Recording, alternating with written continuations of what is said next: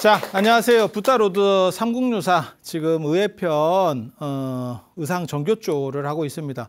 원효대사도 3번을 하고 의상대사도 지금 3번째 시간이 됐는데 빨리 끝내고 싶지만 어른들이 잘 안 가십니다. 그래서 사시기도 오래 사셨고 또 역사적으로도 중요한 부분들이 있어서 얘기거리가 더 많이 나오는 것 같아요. 의상이 돌아와서 신라로 돌아와서 이제 당나라의 침공을 알렸다. 그리고 김인문한테 그 이야기를 들었다. 김인문만 잡혔던 게 아니고 그 당시 김음순 뭐 이런 사람들도 같이 잡혀 있었다고 기록에는 그렇게 나옵니다. 그렇게 해서 670년에 귀국을 하고 이 귀국 때 이제 충격을 받고 자살하는 사람이 선묘다. 그리고 선묘가 자살했다라고 하는 게 어떻게 보면 의상계 화엄종에게는 상당히 조금 문제가 될 수 있는 부분이에요. 그렇다고 의상하고 잘 지냈다 이렇게 얘기하는 것도 참 애매하고 잘 지냈다 하면 조금 이상해지고 그렇다고 자살했다 이것도 참 애매해지고 그래서 그거를 풀어낼 수 있는 그들의 해법이 용이 됐다. 근데 웃기지? 웃기지? 무슨 사람이 용이 되는 것도 그게 웃긴 것도 있지만 여자를 용을 만들어서 이게 뭔가 싶지. 근데 그 시절에 용된 사람이 한 명 더 있잖아. 문무왕 용되잖아. 그러니까 뭔가 그 당시에 이 용되는 이야기들이 좀 있었는갑다. 그게 조금 뭔가 좀 흐르고 있다. 그러니까 그렇게 봐야 돼. 이거를 뭐 사실이냐 아니냐를 떠나서 그들은 왜 그런 방식으로 얘기를 했을까를 봐야 돼. 근데 비슷한 시기에 암용과 순용이 지금 만들어지고 있는 거잖아요. 한 명은 문무왕이고 한 명은 선묘야. 네. 그러니까 그 원형이 뭔가가 있었을 것 같다. 라는 생각을 추정을 해볼 수 있는 거고 안 그러면 문무왕이 그 얘기가 너무 유명해지니까 뭐 이렇게 됐나? 근데 선묘가 더 빠른 거예요. 시대상으로는 지금. 근데 시대적이고 필요가 다 없어요. 왜? 나중에 이게 개변됐을 수 있기 때문에. 근데 아무튼 분명한 거는 의상과 관련해서 선묘라는 여자가 있었고 그 선묘를 어떻게 처리할 거냐가 의상계 제자들 입장에서는 참 골치 아팠던 거야. 우리 선생님이랑 잘 지냈어요. 잘 지냈어요. 조금 그런데, 자살했어요. 자살했어요. 이게 굉장히 어려워요. 그래서 결국은 용이 됐다. 용이 돼서 따라왔다. 의상 어깨 위에 지금 앉아 있는 거예요. 어깨 위에 앉아 있고, 그 다음에 671년에 낙산사를 개창했다. 의상이 되돌아올 때, 영파 쪽에 그 주상군도라고 그래서 그쪽에 섬들이 이렇게 있거든요. 거기에 보타락가산이 만들어지거든요. 그래서 그쪽 영향을 받아서 낙산사를 개창했을 개연성이 있어요. 그리고 그때 기록에 보면 또 뭐가 나오냐면 고려 중기의 문신인 민지의 유점사 사적기에 보면 의상이 오대산을 거쳐가는 이야기가 나오거든요. 그러니까 오대산이나 양양 이 근처에서 그러니까는 동북 쪽에 무언가를 움직이고 있었다. 라고 하는 스토리들이 있는데 그게 이제 어디까지 믿어야 될지는 잘 모르겠어요. 근데 가능성은 있는 이야기예요.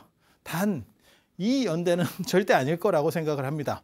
오자마자 지금 중국에 상당히 오랫동안 가 있었는데 내가 지금 650년에 1차로 갔다가 끝났고 그 뒤에 갔으면 뭐 한 650 몇 년에 갔을 거 아니에요. 그러면 지금 한 10몇 년을 내가 지금 나가 있었는데 그러면 신라로 돌아와도 많이 판이 바뀌었지. 내 아는 사람들이 많이 바뀌었을 거 아니야.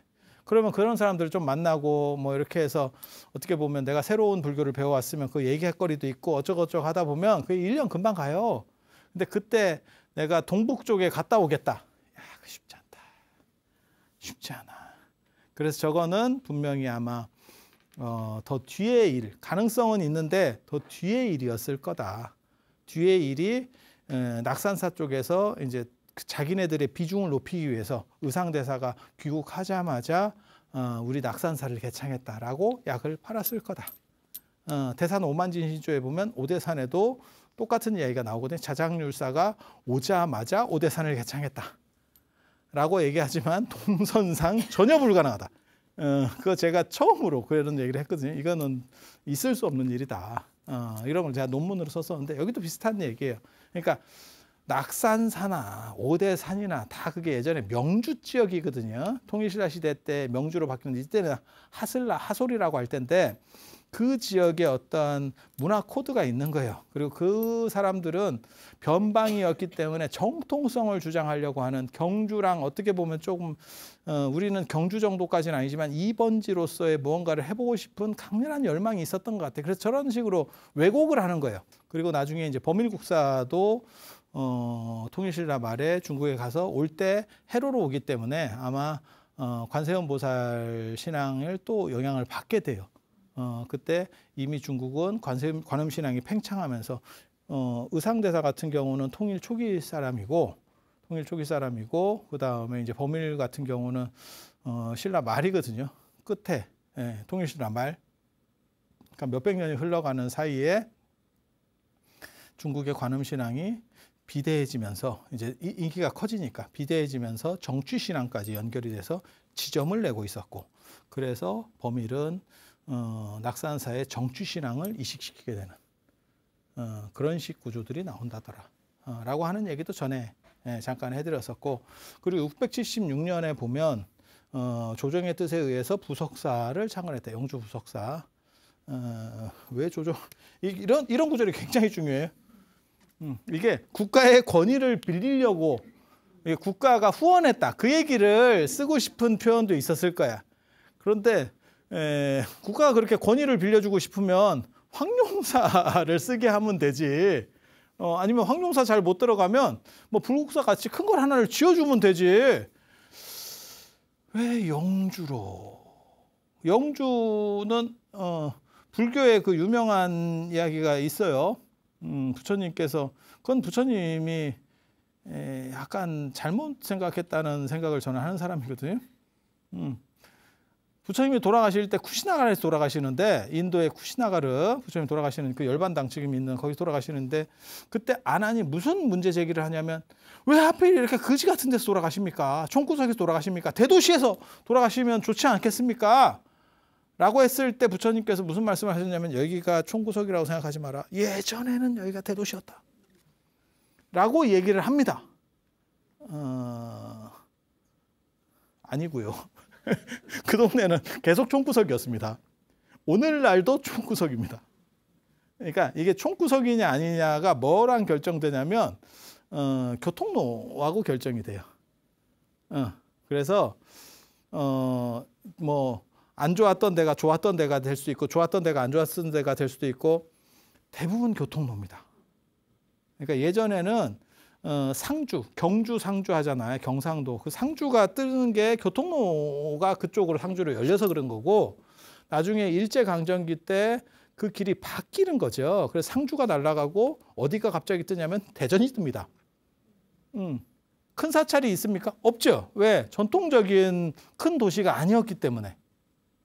이해가 되시죠? 그럼 왜 대전이 뜹니까? 길을 글로. 길을 글로. 근데 거기에도 이제 또 뭐 사연들이 있다 그래요. 뭐 상주 쪽으로 뭘 하려고 그랬는데 상주 사람들이 또 뭐 반대를 했다는 또 뭐 이런 얘기가 있어. 그러니까 에라 그러면 돌려서 이러면 이제 바뀌는 거예요. 완전히. 예. 그래서 그 길들이 존재했느냐만 보면 돼. 그런 길들이 아무것도 없으면 파도 소용없다. 파도 소용없다. 판다고 뭐가 나오는 게 아니야. 이해가 되시죠? 그렇게 가는 거예요. 그런데 영주도 마찬가지죠. 부석사 마찬가지죠. 화엄종에 종찰이 됐는데도 절이 크냐? 아니죠. 그래서 영주의 한계성 때문에 거기에는 의상대사 사당도 있고 그게 의상대사 조사전이잖아요. 그 앞에 선비화라고 그래서 뭐 골담초 뭐 이래가지고 그 뭐 지팡이를 이렇게 구분나무를 쓰나 난 모르겠는데 뭐 그런 뭐 그러 있고 그리고 그 조사전에 가면 의상대사를 얼마나 부처님 같이 모셨는지를 알 수 있는 게 사천왕하고 제석범천이 있는 걸로 봐서 아 부처님으로 모셨구나 금산보계열의 화신이라더니 진짜 그렇게 했는갑다 라는 거를 볼 수 있는 유적이 있는 거죠. 왜? 큰 스님을 모셔놓고 거기다가 제석범천과 사천왕이 있다는 거는 제석범 사천왕이 있으면 부처님이라는 뜻이거든. 영산해상도 탱화나 이런 거 할 때도 그렇게 배치가 되는 거거든. 그래서 거기 제석범천 사천왕이 고려부라 벽화로 지금 그렇게 남아 있는 거잖아요.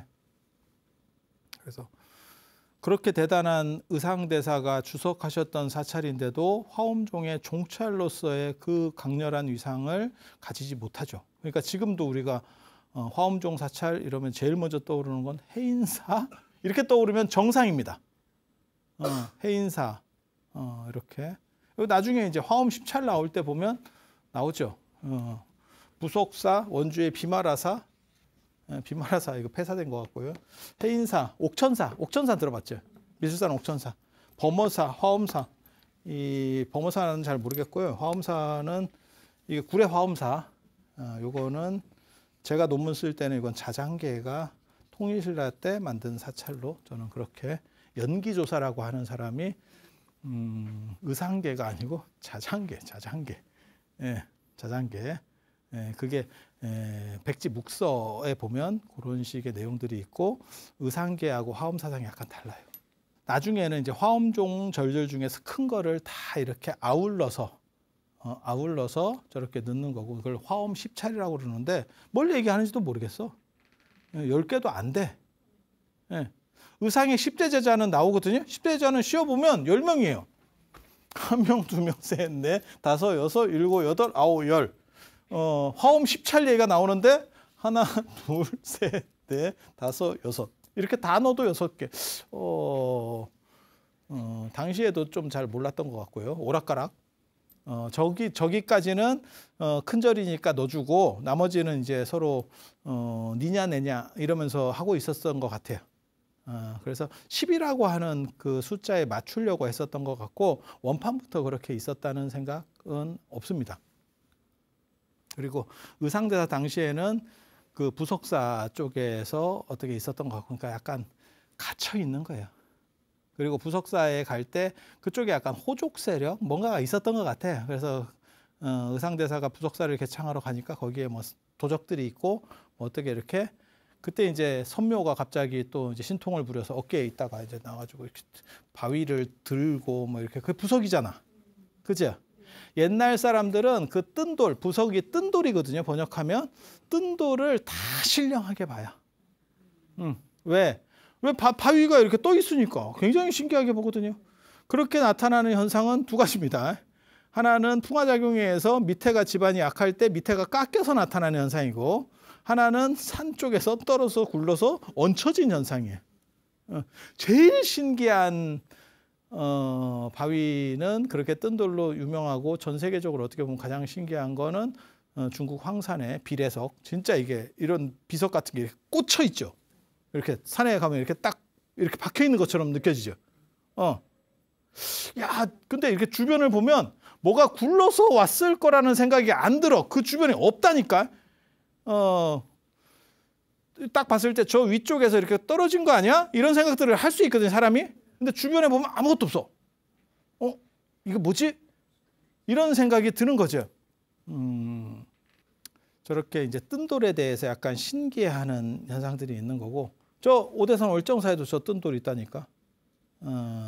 신선의 공깃돌. 그 오대천에 있어, 신선의 공깃돌. 저보다 커. 이렇게 엄청나게 큰 돌인데 또 있어. 또 있어. 계곡에 위에 이렇게 떠 있어. 그 제가 작년에 사람들을 이렇게 모시고 한번 도로 돌려줬는데 가면 되게 신기해요. 뜬돌. 신선의 공깃돌. 그래서 그렇게 뜬 돌을 이용해서 뭐 이렇게 바위를 들어 올리니까 용이 선묘가 바위를 들어 용이라고 그걸 뭐하러 드나 싶은 생각이 또 들긴 하는데 용이 그걸 굳이 드나? 뭐 몰라. 그렇게 해서 그 어떻게 보면 도적들을 물리치고 거기에 털을 잡았다. 그거를 이제 긍정적으로 해석하면 뭐냐면 이제 왕권이 그러니까는 통일신라가 되면서 그다음 저게 이제 또 중대신라로 넘어가면서 성골에서 진골로 어떻게 보면 약간 약간 저 태종모유랑 김춘추가 어떻게 보면 한 반 정도는 이방원 같은 식의 그런 게 있거든요. 그러니까 자기가 정당한 왕이 될 사람이 아닌데 정당하게 왕이 될 사람은 비담이었어. 그 당시에 비담이었는데 상대등 비담이었는데 자기가 후루룩 하면서 이렇게 딱 넘어오는 그런 과정이거든요. 그래서 거기에 대한 반발도 있었을 거야. 지방 호족들이. 이해가 됩니까? 그러니까는 적을 통합해야 될 것도 있고 그래서 삼국 통일이 더 절실했을 수도 있어요. 왜? 나와 경쟁하는 세력들을 전쟁터로 밀어넣어서 죽이는 작업들이 필요했거든요. 그리고 그걸 안정시키는 과정에서 불교가 필요해. 그래서 의상대사를 영주에다가 가라고 했다.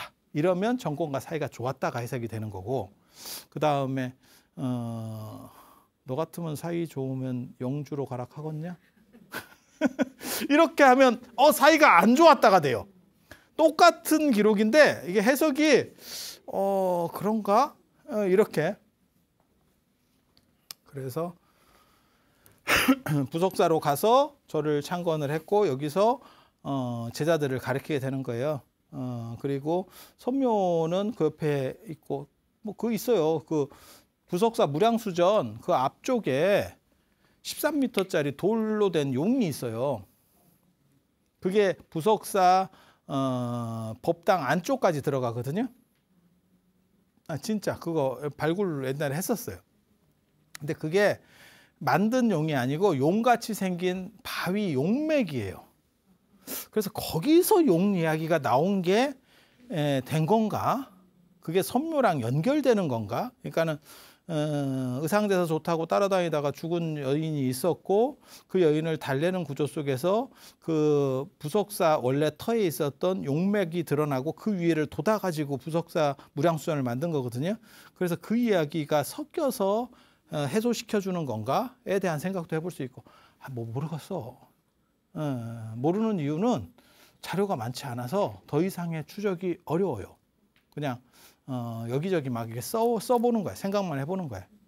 그리고 경주에는 아무튼 용 이야기가 되게 많이 나오는데 그 용 이야기가 영주까지 또 넘어가는구나. 미르가 용이잖아요. 그게 저쪽까지 넘어가는구나 라는 걸. 그러니까 경주 문화의 어떻게 보면 확대라는 쪽으로 해석해 볼 수 있어요.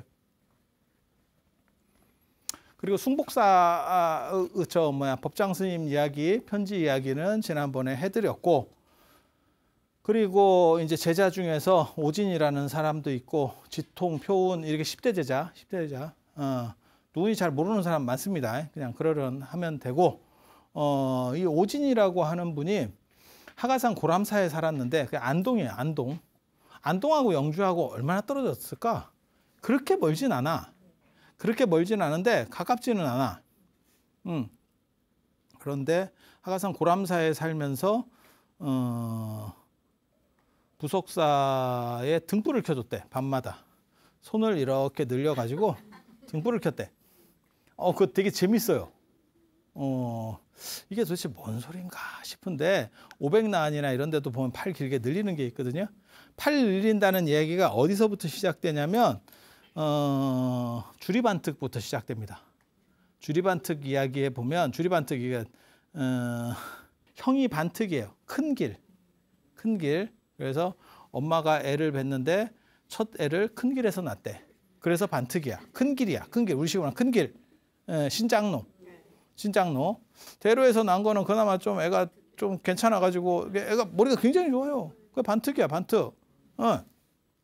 근데 소로에서 낳는 거는 상황이 뭐 별로 안 좋았는가. 인도 소로라고 하는 거는 굉장히 지저분해요. 그래서 뭐 낳는 과정에서 문제가 생겼는지 어쩐지 모르겠는데 약간 지진아가 된 거죠. 지진아가 된 거죠. 그래서 반특이 주리반특한테 너 집에 좀 갔으면 좋겠다. 쪽팔린다. 출가를 했는데 애가 반개송밖에 못 해서 쪽팔린다. 이러니까 계속 콧바트리고 있다가 부처님이 이제 잘 제도를 해서 이 사람이 결국 깨달음을 얻고 16나안 중에도 들어갑니다. 신통으로 1위가 목건년, 2위가 주리반특이에요. 3위가 빈두로파라타, 비구 중에. 그렇게 대단한 사람이 됐는데 이제 사람들이 그래도 계속 같이 다니는 걸 쪽팔려 하고 그리고 나중에 신도가 공양청을 올리는데 주리반특은 모질른다 그래서 빼버렸어요. 그 사람이 깨달은지 모르고. 그래서 부처님께서 바루를 놓고 가시죠. 그래서 공양 때가 돼서 그 신도 집에서 밥을 이렇게 이제 받으려고 하는데 바루가 없어. 그러니까 주리반특이 절에서 이제 혼자서 청소하다가 부처님 바루 놓고 가셨네. 근데 저 양반이 그 신도가 집으로 오지 말라고 그랬기 때문에 가서 집 바깥쪽에 가서 바루를 갖다 줄 수가 없는 거예요. 그래서 바루를 던졌나? 그게 아니고 팔을 늘려가지고 부처님 앞에 택배로 이렇게 딱 이렇게 했대. 그랬더니 사람들이 이 팔이 뭐냐? 야, 나 같으면 팔이 뭐냐가 문제가 아니고 그 진짜 무지하게 징그럽다. 팔이 한 30-40m 이렇게 쭉 늘어서 온다고 생각해봐. 그런 팔이 있죠. 우리 주변에 원피스 만화 보면 고무고무팔 쭉 늘어나는 팔 있어. 조금 이제 오래된 분들은 가제트팔. 그래서 이 양반의 신통이 있었다. 지금 그 얘기를 하는 거예요. 그리고 이거는 뭐냐면 부석사의 그 가르침이 주변 지역으로 확대되고 있다. 안동 쪽까지 이렇게 확대되고 있다. 영역을 넓혀가고 있다. 그런 정도 해석을 할 수 있는 거예요. 그래서 팔이 늘어난다라고 하는 거는 뭐냐면 그 가르침이 이렇게 영역이 넓어지고 있다. 이런 쪽 정도로 해석하면 돼요. 그리고 치통이라는 사람이 있는데 소백산 추동에서 의상대사가 90일간 화엄경 법회를 해요. 화엄경을 가지고 이제 제자들에게 가르치는 거예요. 계속 가르쳤다니까. 그래서 저 때만 하더라도 아무한테나 막 가르치는 시절이 아닐 거예요. 어느 정도 봐서 가르치는 거고, 그 다음에 떨어지는 사람들은 목 안 가르쳐줬을 거야. 그런데 이제 위대한 교육자들의 가장 큰 특징이 뭐냐면 사람 안 따지고 가르쳐요. 그리고 동아시아에서는 그걸 제일 먼저 했었던 사람이 공자고요. 그 다음에 인도에서는 붓다가, 가장 뜬 인물 중에는 붓다가 그걸 한 거예요. 그래서 그 양반들이 이렇게 쫙 올라올 수 있는 거거든요. 왜? 사람이 하다 보면 신분이 좋다고 머리가 좋은 게 아니고 지식인들이 되면 이게 신분을 넘어서는 현상들이 일어나요. 그러니까 보통 사회에서는, 안정된 사회에서는 지식이 있다고 해서 지식인이 된다고 해서 신분을 넘어설 수 없어요. 그런데 사회가 흔들리기 시작하면, 전시체제나 이런 식으로 해서 사회가 흔들리기 시작하면 그 사람의 신분이 떨어지더라도 그 사람의 지식이 더 필요한 상황이 되는 거야. 그러니까 중국으로 말하면 제자백과도 그런 거거든요. 신분 묻지도 따지지도 않고 일단 네가 필요하면, 국가에 필요하면 갖다 쓰는 거야. 조선 전기에 장영실 같은 사람도 올라갈 수 있어. 대오군까지 올라가는 이유가 뭐냐면 전기니까 그래. 중기만 돼도 그건 그냥 천민이야. 왜? 세상이 지금 바뀌어가고 있고 여기 새로운 가치관들을 만들어내야 되는데 그때는 능력이 더 값어치가 높은 거죠. 그래서 저게 삼국통일 끝나고 지금 이제 또 새로운 판을 짜야 되잖아. 그러면 지식인들을 많이 만들어 놓으면. 근데 한 번만 더 생각해봐. 진정한 신분이 높은 사람이고 공부하려면 부속사까지 왔겠냐? 이제 그 생각하면 된다. 이거 지방 학원인데 서울에 잘 나가는 데서 해야 되는 거 아니야? 그 생각이 있는 거지. 그 생각이 있는. 그럼 그 얘기는 뭐냐? 약간 떨어지는 사람이구나. 그러니까 절에서도 보면 그게 있거든요. 그러니까는 예를 들어서 주지 스님이 굉장히 대단한 분이 있어. 그러면 그 주변에 뭐 신도들이 이렇게 쫙 붙거든. 그러면 여기에 이류들이 있어. 그러니까 메인 도로, 그 다음에 간선도로거든. 이렇게 서울로 말하면 외곽 순환도로 같은 게 있어. 이게 이 양반들은 끊임없이 들어오려고 하는데 요 세력들에서 어느 정도 막힌다. 세게 들어오려면 뭘로 들어오느냐? 능력으로 들어오든지 사회적 지위로 들어오든지 돈을 질러서 들어오든지 뭐 이러면서 들어오는 거야. 근데 이게 쉽지가 않아. 왜냐하면 사람이 금전적인 거나 이런 것도 중요하지만 오래 받느냐도 마일리지가 다 누적이 돼요. 세월이라는 게 다 마일리지라니까. 출석 체크잖아. 출석 많이 하면 그 사람을 세게 못 한다고. 그래서 이걸 계속 도전하다가 결국 이 사람은 주변에 이렇게 위성처럼 돌다가 못 들어가면 자기가 이게 확 치고 못 들어가 그 정도 힘이 안 되면 어떻게 되냐면 딴 스님이 여기에 좀 뜨는 스님이 있어. 일로 간다. 일로 가서 이쪽 세력에 어떻게 보면 중앙으로 들어가.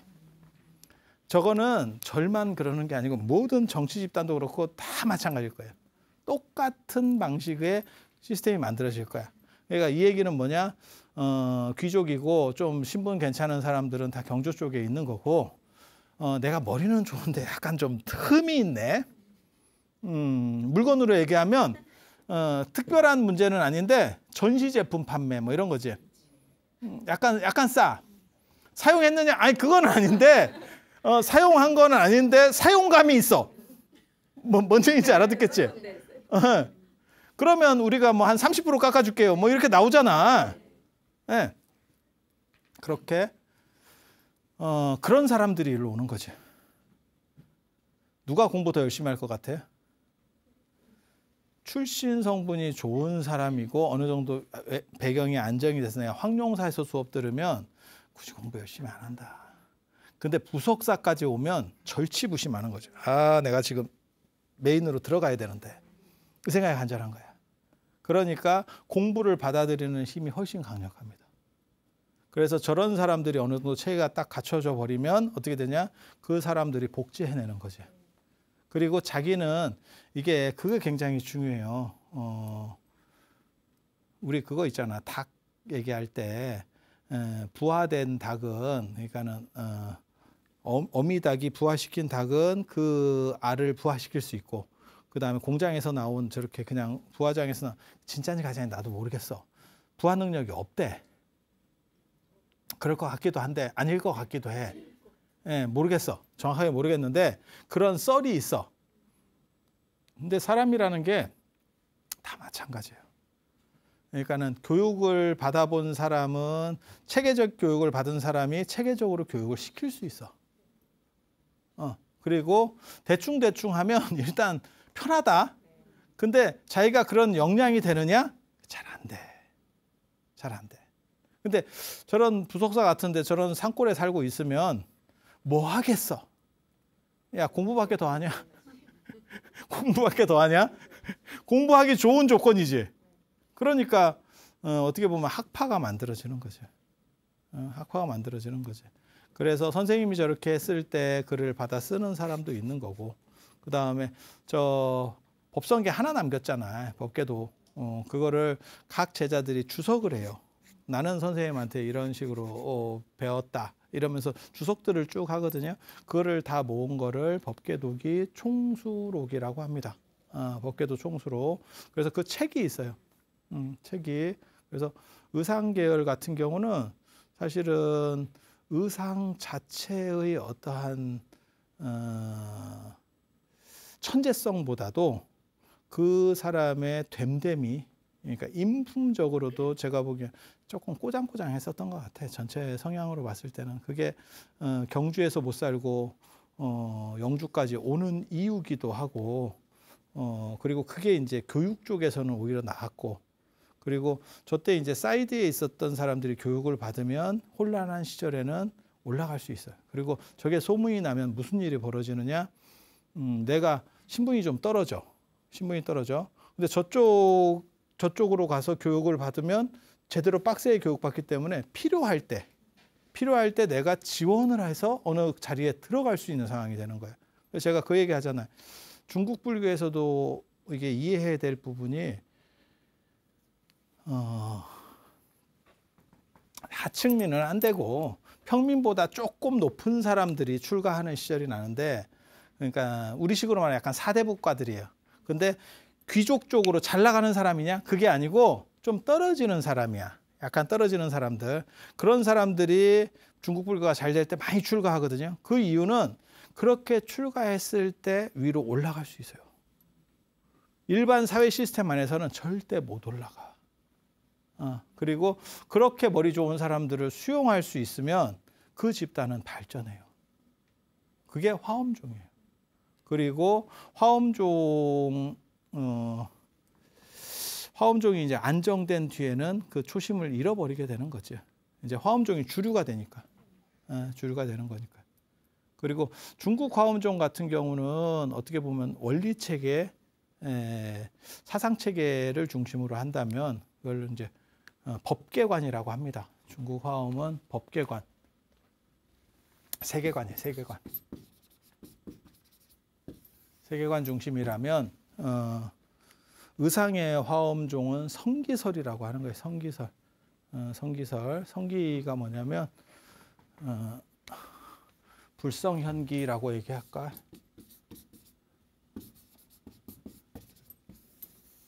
본성에서 모든 것은 이루어졌다.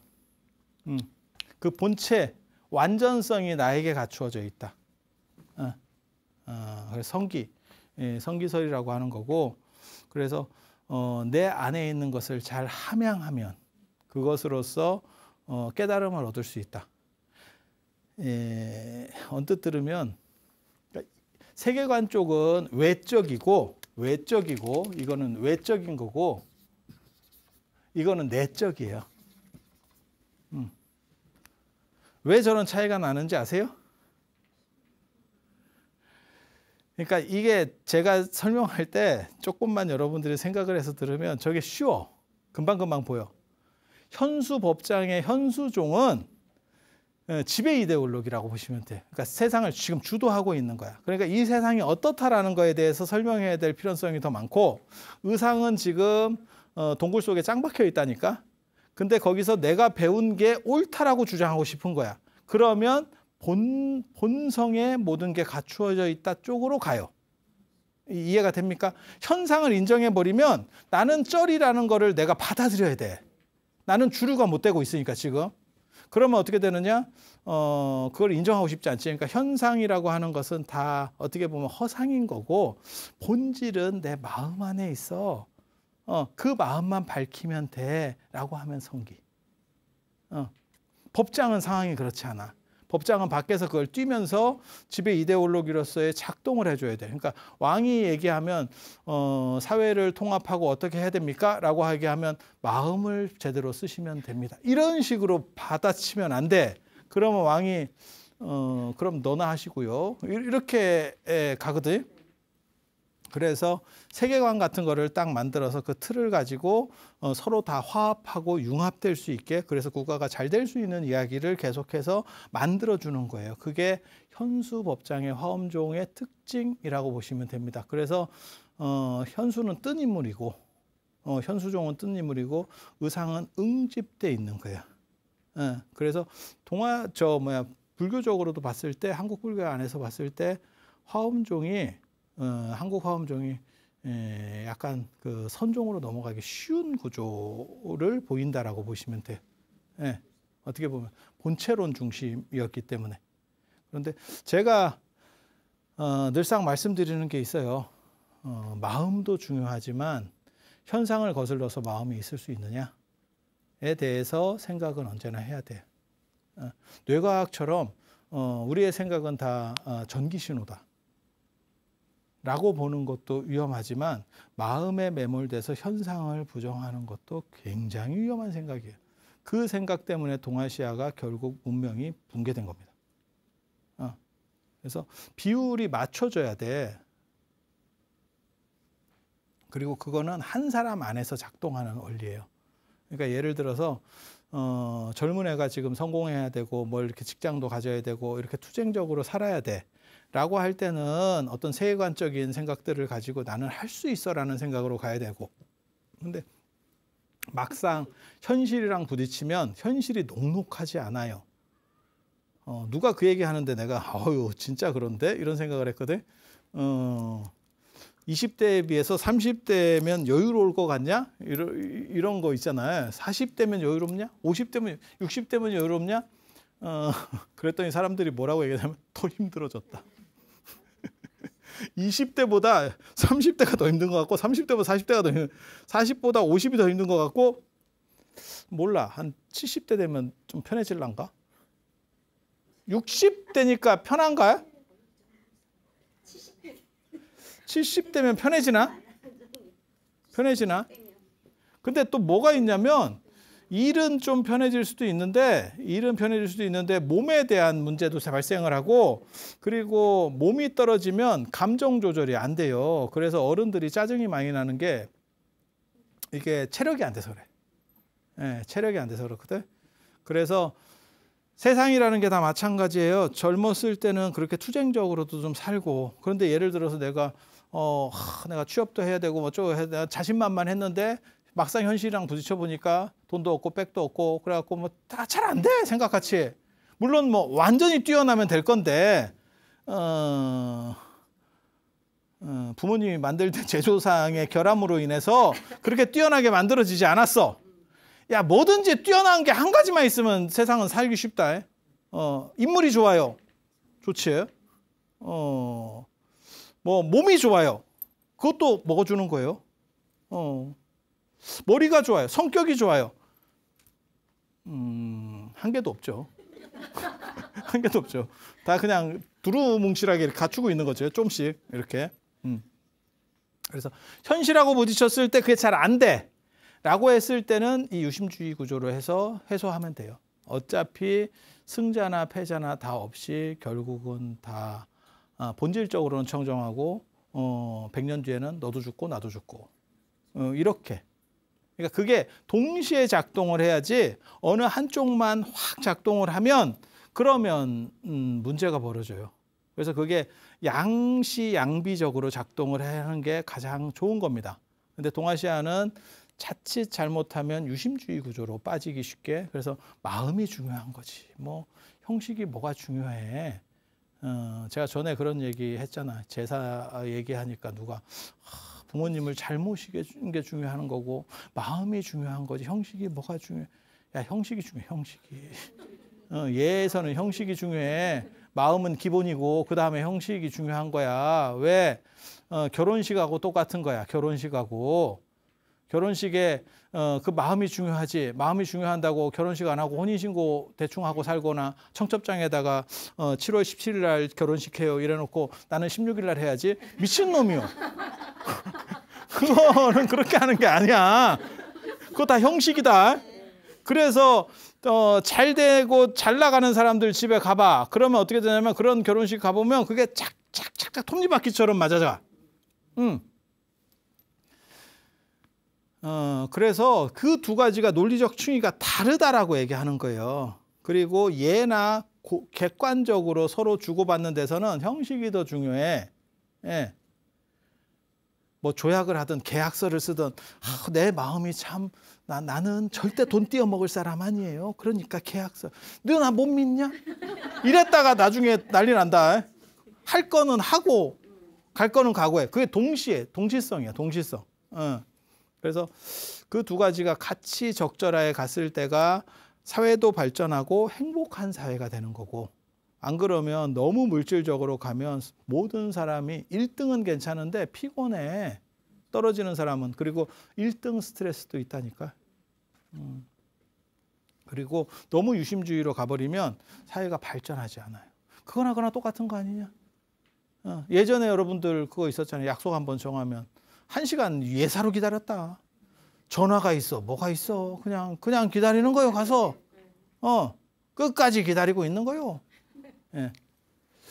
그리고 맨 마지막으로 한 가지 말씀을 드리면, 법계도가 완성됐을 때 이 의상정교조에 기가 막힌 얘기가 횡린절필과 같다. 글을 얼마 못 쓰고 이 양반이 210자밖에 안 남기고 뭐 이런 식으로밖에 글이 제대로 된 게 없으니까, 횡린절필이 뭐냐면 노나라에서 공자가 춘추를 적고 있었는데, 공자가